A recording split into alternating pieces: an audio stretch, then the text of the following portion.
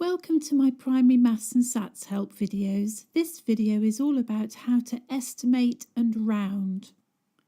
We'll begin by looking at estimating and how to estimate the answers to addition, subtraction, multiplication and then division calculations, and then we're going to move on to rounding.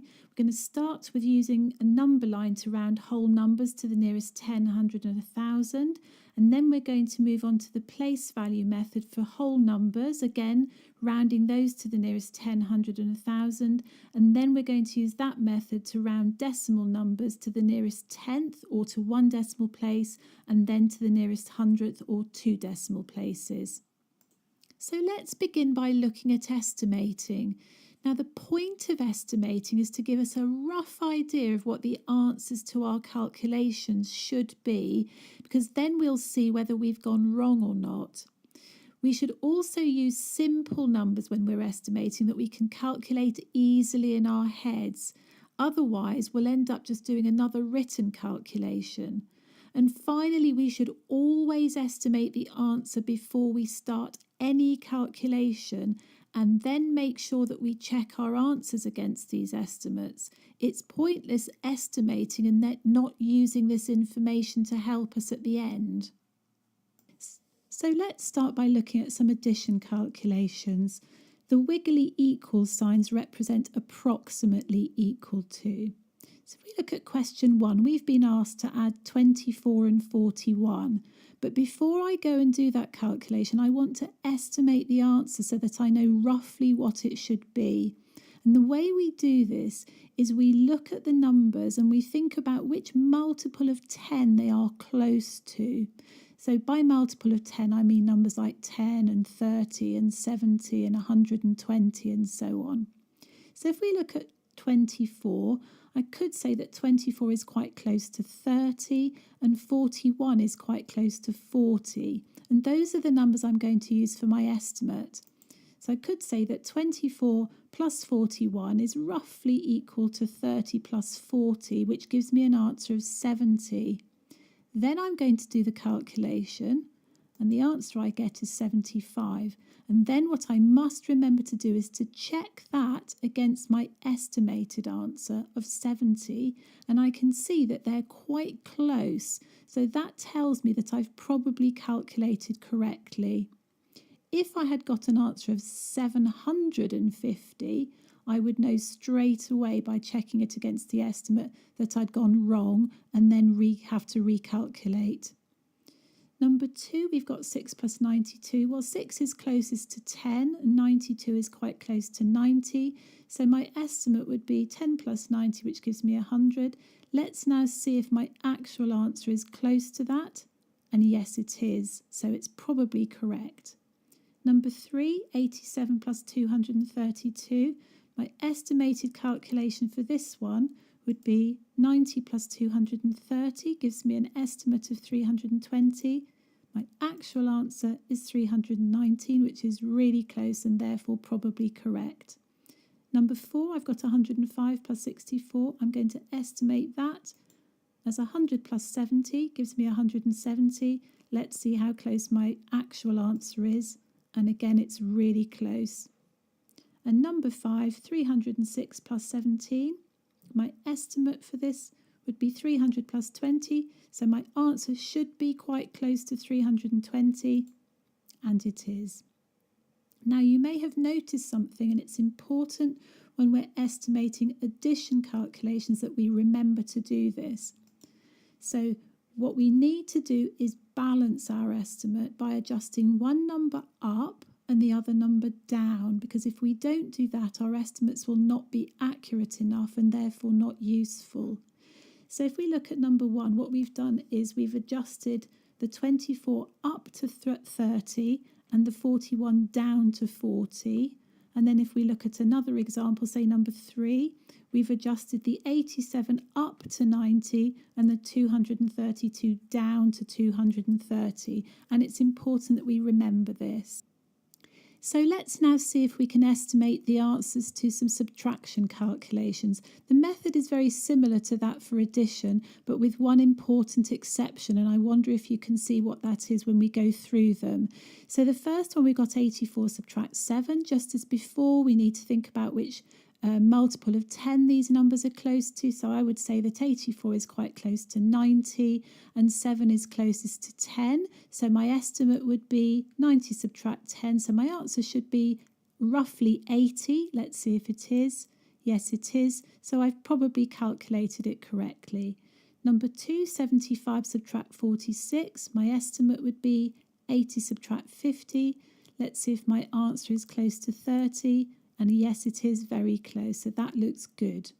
Number 3, 107 subtract 33. I'm going to estimate that one as 100 subtract 30, which gives me 70. And again, my answer is close enough to tell me that I've probably calculated it correctly. Number 4, we've got 591 subtract 46. So again, thinking about our multiples of 10, but also that we need to use numbers that we can calculate easily in our head. For this one, my estimate would be 600 subtract 50, so the answer should be round about 550, and once again that looks good. And the last one, 412 subtract 67, my estimate for this one would be 400 subtract 60, which gives me 340, and again my answer is close enough to tell me that I've probably done it right. Now I wonder whether you spotted the difference, and it's this. So we know that when we're estimating for addition, so that our answers are accurate enough, we adjust one number up and the second number down. It doesn't matter which way round. For subtraction, it's slightly different, and this is the difference here. When we're estimating these type of calculations, we need to adjust both numbers the same way, so either up or down. So if we look, say at question 1, we've adjusted the 84 up to 90 and the 7 up to 10. And then if we look at, say, number 3 again, we've got 107, which we've adjusted down to 100. And again, the same for the 33, which we've adjusted down to 30. So that's an important difference between estimating for addition and subtraction calculation. So let's move on now to look at how to estimate multiplication calculations. And we're going to stick with the method of adjusting numbers to close multiples of 10, but there's something else that we have to do as well, because doing multiplication mentally, which is obviously what we have to do when we estimate, can be quite tricky when the numbers get bigger. So if we look at number 1, we've got 84 times 3. So what I suggest we do is we leave the 3 as it is and just change the 84 to a close multiple of 10. So for our estimate, we could say 80 times 3. And hopefully, if we think about, we know that 8 times 3 is 24. We know then that 80 times 3 is 240. It's 10 times bigger.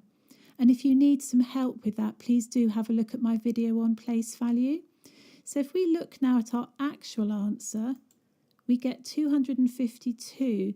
Now, if we compare that to our estimating for addition and subtraction, that looks quite far away from the estimate. But actually for multiplication, that's probably about right. And that's something we have to bear in mind, that our estimates for multiplication are not going to be quite so accurate. If we look at number 2, we've got 46 times 4. So again, if we do what we did above, we'll leave the 4 as it is and let's adjust the 46. So if we change the 46 into 50, that makes it quite nice and simple. 50 times 4 is 200 because 5 times 4 is 20, so 50 times 4 would be 10 times bigger. So let's see how close our actual answer is. It's 184. And again, that feels a little bit far away, but it's probably about right. At least it's not a thousands number and it's not 84, which would be too far away from the 200 to be correct. Number 3, we can adjust this one quite simply, because I would say that if we change the 105 into 100 and keep the 7 as it is, get a nice easy answer of 700. And then if we compare that with our actual answer, that does look about right as well. Number 4, 237 times 8. Well, we could adjust the 237, change that into 250, and that would give us an estimated answer of 2000. So 25 times 8 is 200, 250 times 8 is 2000. Let's see how close our actual answer is to that. And again, that looks about right. And the last one, we've got 51 times 19. This one, I think we could probably adjust both of those numbers to close multiples of 10, because if we change the 51 to 50, we can change the 19 to 20, and that gives us a nice easy mental calculation. 5 times 2 is 10, 50 times 20 is 1000, and then let's see, our actual answer is 969, which is close enough to 1000 to tell me that I've probably calculated that correctly. So when we're estimating multiplication calculations, we have to try to keep one of the numbers the same, preferably the small one, and adjust the bigger one only, unless, of course, both numbers are easy to work with, and that's what we saw with number 5. It's easier to adjust both of those numbers so that we can do an easy mental calculation. So let's finish now by looking at how to estimate division calculations. And just as with multiplication, doing division mentally can be quite difficult. So a good idea, again, is to keep one of the numbers the same, probably the smaller one, and adjust only the larger one. But this time we also need to use our times tables knowledge to help us. So if we look at number 1, we've got 96 divided by 4. So I'm going to keep the 4 the same, and I need to adjust the 96 to a close multiple of 10 that I can easily divide by 4 in my head. So that would probably be 100. 100 divided by 4 is 25. So if we look at our actual answer, hopefully it's close to 25, and yes it is, so it's probably correct. Number 2, we've got 234 divided by 6. So this time I'm going to keep the 6 the same and then think about my 6 times table. I could adjust the 234 to 240 because I know that 24 divided by 6 is 4. So 240 divided by 6 is 40. Let's see if my actual answer is close to 40. And yes, it is. Number 3, I've got 156 divided by 3. So thinking about my 3 times table, the best thing to do with that one is probably to adjust the 156 to 150, and I can easily divide that by 3. So if we think that 15 divided by 3 is 5, then 150 divided by 3 will be 50. And let's see how close our actual answer is to the 50, and it's close enough. Number 4, we've got 468 divided by 20. Again, I'm going to leave the smaller number as it is, and I'm going to adjust the 468. And one suggestion would be to adjust it to 480. It's close enough. Divided by 20 gives us 24, because again, if we think that 48 divided by 2 is 24, so therefore 480 divided by 20 is also 24. So our answer should be roughly 24. Let's see if it is. Yes, it is. 23.4 is quite close. And the last one, 350 divided by 8. So here I'm going to be thinking about my 8 times table. What can I do to the 350 to adjust it to something that's easy to divide in my head? I could adjust it to 320, which would give me 40. And let's see if my actual answer is close to that. And yes, it is. So that's probably correct. Now we're going to look at rounding, and estimating and rounding are not the same thing. As we've just seen with estimating, we're adjusting numbers to help us with calculations, whereas with rounding, we have to be very exact and we have to follow certain rules. So we use rounding, for example, when we need to shorten decimal answers, give approximate answers, and to give sensible answers to some real-life division calculations. And this is touched on in my video on division. I want to start by showing you how to use a number line to round, and we're going to stick with whole numbers. It's not a method that we really use, but it's really good for demonstrating how rounding works. So we might be asked to round some numbers to the nearest 10. And what we mean by that is round them to a multiple of 10. So a 10, 20, 30, 40, 50 and so on. And if we've been asked to do that, the first thing we should do is picture a number line with those multiples of 10 on it. Then we look at the number we've been given. If we look at number 1, it's 73. And we think to ourselves, well, which two multiples of 10 would that lie between on the number line? And the answer is 70 and 80. The next useful step is to think about which number would lie exactly halfway between those two numbers, and that would be 75. So now if we put our 73 on that number line, we can see that it's to the left of the 75 and it's closer to the 70 than the 80. So if we're rounding that to the nearest 10, we would round it to 70, and that's our answer. So we rounded the 73 down. Now if we look at number 2, we've got 36. We need to round that to the nearest 10. Which two multiples of 10 will that lie between? It's going to lie between a 30 and a 40. The halfway point there is 35. If we put the 36 on the number line, we can see it's just to the right of the 35, so it's closer to the 40 than the 30. So in this case, the answer is 40, and we've rounded it up. Now if we look at number 3, we've got the number 45 and we need to round that to the nearest 10. It's going to lie between a 40 and a 50, but now if we put that on the number line, we can see that that is the halfway point between those two numbers. And if we get a number that lies exactly halfway, we have to round it up to the next multiple of 10. In this case, that's going to be the 50. And that's an important thing to remember. So just having a look at those, number 1, we've rounded down. So we've rounded from 73 down to 70. But number 2 and number 3, we've actually rounded those numbers up to the next multiple of 10. So just notice what's happened. For the rounding down, the first digit stayed the same. And we can see why that is on the number line. The other two, you can see that the first digit has changed and we've got zeros at the end. Now let's use a number line to round to the nearest 100. So in this case, we need to imagine a number line with hundreds numbers on it. And then we do exactly as we did before. The first number is 143. Which two multiples of 100 is that going to lie between? Well, it's going to lie between 100 and 200. Think about which is the halfway point there, which is 150. Where is our 143 going to go? It's going to go to the left of the 150, so closer to the 100 than the 200. So in this case, we would round it to 100. So we're rounding it down. Number 2, we've got 257. Which two multiples of 100 are we going to put that between? It's going to lie between a 200 and a 300. The halfway point there is 250.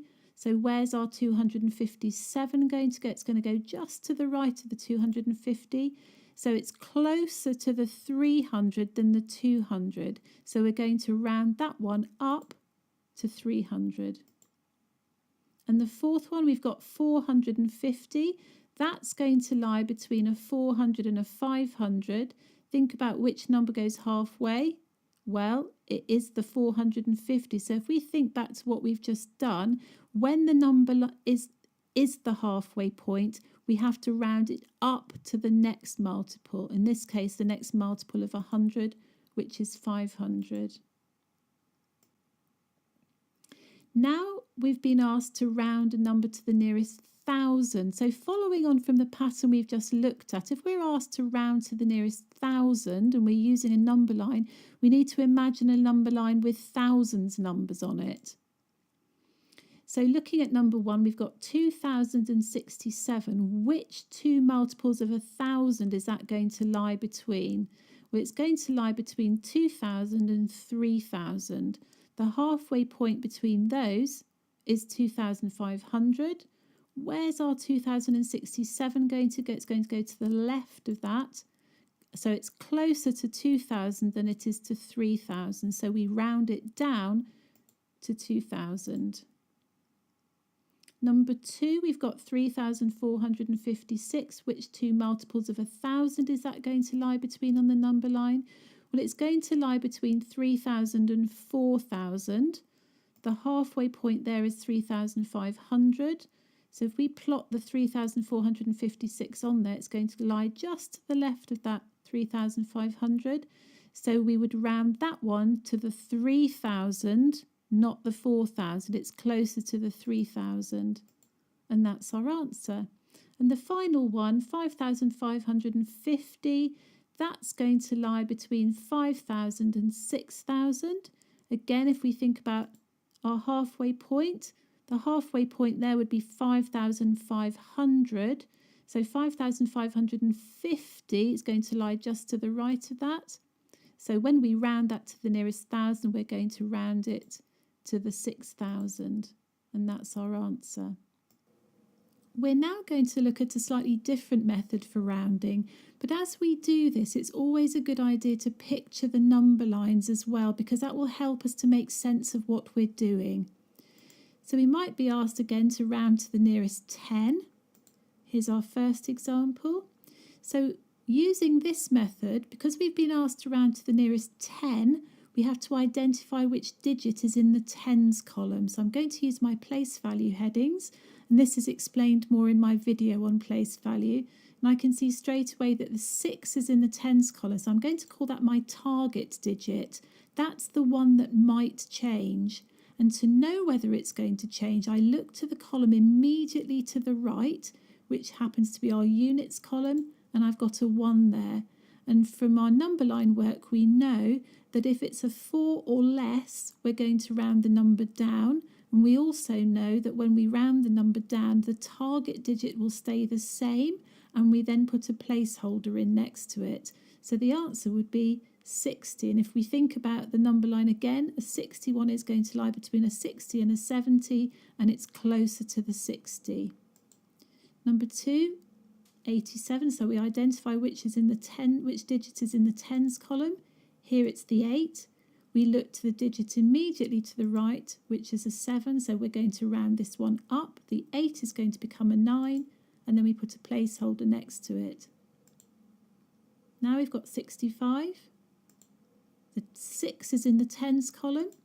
We look immediately to the right, that's a 5. So we're going to round this one up. The 6 is going to change to a 7, and we put a placeholder in the units column.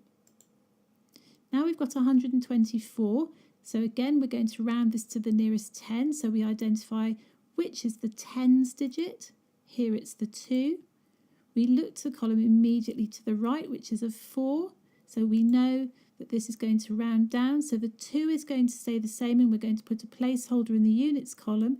And anything to the left of the target digit will stay the same. So the answer is 120. Another one here. Identify the tens column. Here it's a 7. To the right we have a 5. So the 7 will round up to an 8. And the 4 for the hundreds will stay the same. And then we've got a placeholder in the units column. The answer is 480. Another one. The 0 is in the tens column. Got a 2 to the right of it. So we're going to round this one down. So the 0 will stay the same. Then we're going to put a placeholder in the units column and keep the 300. And there's our answer. Another example, slightly bigger. The method is exactly the same. We're rounding to the nearest 10. There's a 1 in the tens column. We look to the right. It's a 6. So we're going to round the 1 up to the 2. And the 43 in front of it will stay the same.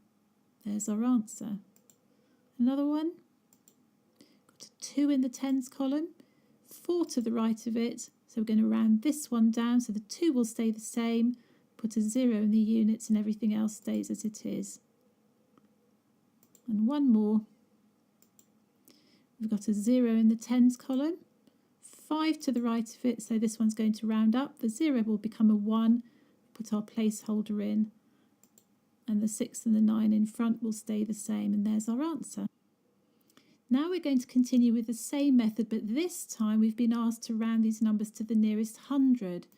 So if we think about the pattern that we've just used, because we're rounding to the nearest 100 now, we need to identify which digit is in the hundreds column. In this one, it's a 4. So again, I'm going to look just to the digit immediately to the right. It doesn't matter what comes before or after that. We ignore that. So we're looking at the 5. Because it's a 5, we know that the 4 is going to round up to the 5. And then we have to remember to put placeholders in the tens and units column. And there's our answer. Again, we've got a 3 in the hundreds column. We look to the tens, that's a 4. So that we're going to round this one down, so the 3 will stay the same. And there's our answer. Again, the thousands is not affected, and we will have to remember our placeholders.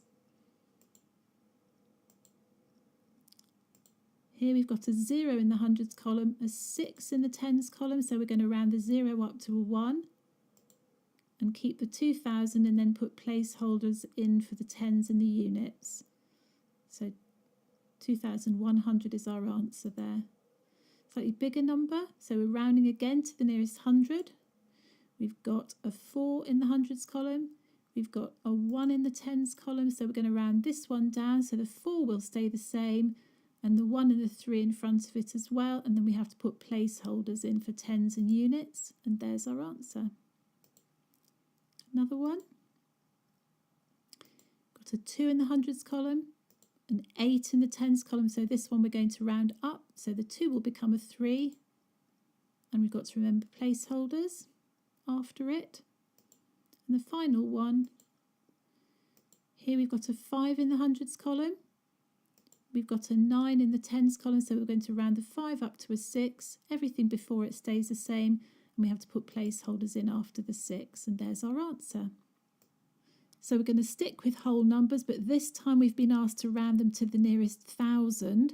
So using the same pattern, because we're rounding to the nearest 1,000, we're going to have to identify first the digit that's in the thousands column. That's going to be our target digit, and that's the one that might change. So here we've got a 4 in the thousands column. Immediately to the right is a 0. So we're going to round this one down, which means the 4 stays the same, and we put placeholders in the other 3 columns. Here we've got a 6 in the thousands column, a 5 immediately to the right, so we're going to round the 6 up to a 7, and remember our placeholders. Slightly bigger number. Here we've got a 9 in the thousands column, immediately to the right is a 6, so we know we've got to round the 9 up. Now we've got a slight problem here because the 9 is going to become a 10, but we're only allowed to have 1 digit in each column, so this is what you'd have to do. The 0 from the 10 is going to stay in the thousands column, and then we've got to carry the 1 across to the 10,000s column and add that on to the 8,000 that's already in 80,000, sorry, that's already in there. So we're going to end up with the answer being 90,000. Now this would apply to any rounding. If the number is a 9 and it needs to round up to a 10, this is what you'd have to do. You'd have to carry the 1 from the 10 across to the next column along on the left, and then add it on. Here's another one. So we're rounding again to the nearest 1,000. Again, picture the number lines that these numbers would lie on. So here we've got a 3 in the thousands column, a 4 immediately to the right. So this is going to round down. So that tells us the 3 will stay the same. Anything to the left will not be changed. And then we have to put placeholders in afterwards. So our answer is 603,000. Another one, got a 7 in the thousands, immediately to the right is a 9, so the 7 will round up to 8, keep everything before it the same, put placeholders in. There's our answer. And the last one, got a 9 in the thousands, an 8 in the hundreds next to it to the right, so again we've got the same situation as we had in number 3. We're going to have to round the 9 up to a 10. So we're going to leave the 0 in the thousands column, carry the 1 across to the 10,000s column and add it on to the 4. So that's going to become a 5. And then we've got placeholders in the other columns. And there's our answer. So far we've looked at how to round whole numbers. Now we're going to look at how to round decimal numbers, and we're going to use the place value method that we've just been using. So we might, for example, be asked to round a number to the nearest tenth or to one decimal place. And the first thing to realise here is that those two things mean exactly the same, because a number that has one decimal place has one digit to the right of the decimal point, and that digit is in the tenths column. So here we've got some examples. So if we look at number 1, we've got 6.73. So the first thing is to identify which digit is in the tenths column. So immediately to the right of the decimal point, and we've got a 7 there.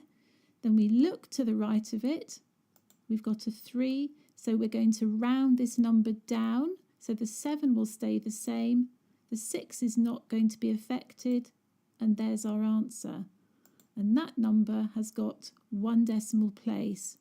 Now, we would not put any placeholders in at the end of a decimal number because they have no value. And the other thing is we don't want to do that here anyway, because we want our answer to have one decimal place. And if we put a 0 after it, that would effectively mean that we've got an answer with 2 decimal places. Looking at number 2, 54.35. Got a 3 in the tenths column, a 5 immediately to the right of it. So this time we're going to round up. So the 3 is going to change to a 4. And no placeholders. So the answer is 54.4, which is also rounded to one decimal place. And this one, we've got a 4 in the tenths column, 7 to the right. So the 4 is going to round up to a 5. Here we've got some slightly different numbers, and again we're rounding these to the nearest tenth, so we do exactly the same. Here we've got a 6 in the tenths column, a 5 immediately to the right, so we're going to round the 6 up to the 7, and just as before, any digits to the left are going to remain unchanged, so our answer is 45.7.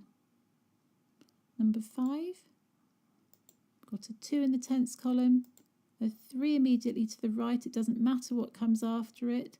So we're going to round this one down. So that effectively means that the 2 will stay the same. And there's our answer to one decimal place. And the last one. Here we've got a 0 in the tenths column. A 4 immediately to the right. So we're going to round this one down, which means that the 0 is going to stay the same. And this would be our answer. Now you can see I put a little asterisk next to that because actually 31.0 is exactly the same as 31. It's not wrong to put 31.0, but we don't really need the 0 there. Now we're going to look at how to round a decimal number to the nearest hundredth, and that's the same as being asked to round it to 2 decimal places. So if we look at number 1, so now because we're asked to round it to the nearest hundredth, we're going to look at the hundredths column, which here is a 2. We ignore everything to the left, we just look at the digit immediately to the right, which is a 4. And that means we're going to round down, so the 2 is actually going to stay the same. So the answer would be 75.62. And just as before, we're not going to put a placeholder in the thousandths column because our answer needs to be to 2 decimal places, in other words, to have 2 digits to the right of the decimal point. Number 2, so we're looking at our hundredths column because that's what we've got to round it to. So 0. In the thousandths column, we've got a 5. So that means that the hundredths column is going to round up to a 1. And our answer would be that. And again, that's an answer that has 2 decimal places. So we've rounded 8.505 to 2 decimal places, or to the nearest hundredth. Number 3, got a 4, got an 8 to the right of it. So the 4 is going to round up to a 5. 3 more examples. We're identifying the hundredths column. Look to the thousandth, that's a 1, so the hundredths is actually going to stay as it is, and that would be our answer. Number 5, got a 3 there. Next to it to the right, we've got a 7, so the 3 is going to round up to a 4. And the last one, got a 4 in the hundredths column, a 9 in the thousandths column, so the 4 is going to round up to a 5. And there's our answer. So here's a practice page in case you'd like to have a go at some on your own. This is rounding whole numbers, the first column to the nearest 10, the middle one to the nearest 100, and the third one to the nearest 1,000. And you'll need to pause the video at this point, otherwise the answers will come up too quickly.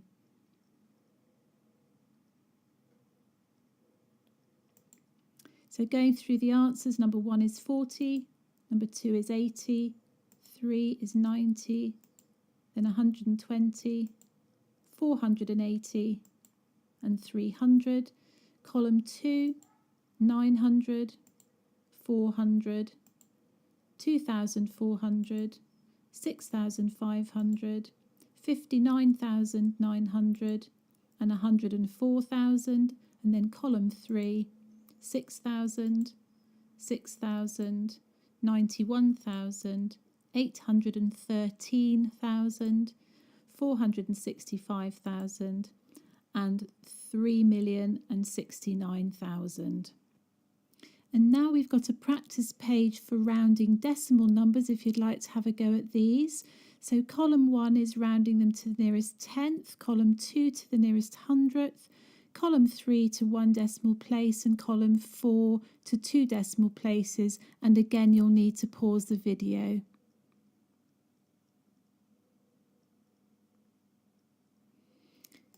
So the answer to number 1 is 51.7, number 2, 23.4, then 67.9, 102.1, column 2, 12.03, 93.42, 258.05, 371.89, column 3, 84.3, 6.1, 53.9, and 461.3, and then the last column 605.03, 13.34, 760.03, and 544.30.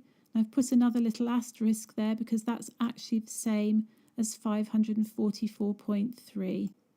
So I'm just going to finish with a quick summary of how we do rounding. So the number 1, we mark the target digit. That's the one that might change.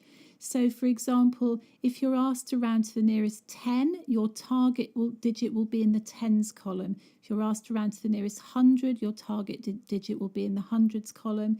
To the nearest tenth, you're looking at the tenths column, and so on. You then look to the digit immediately to the right of the target digit. If it is a 5 or more, you're going to round your target digit up to the next number. If it's 4 or less, you round down, and that effectively means you keep the digit the same. You put placeholders in for any digits that come after the target digit if you are rounding whole numbers, and you leave any digits that come before the target digit exactly as they are. I hope you found this useful, and please do look at my other videos on primary maths and SATs help. Thank you for watching.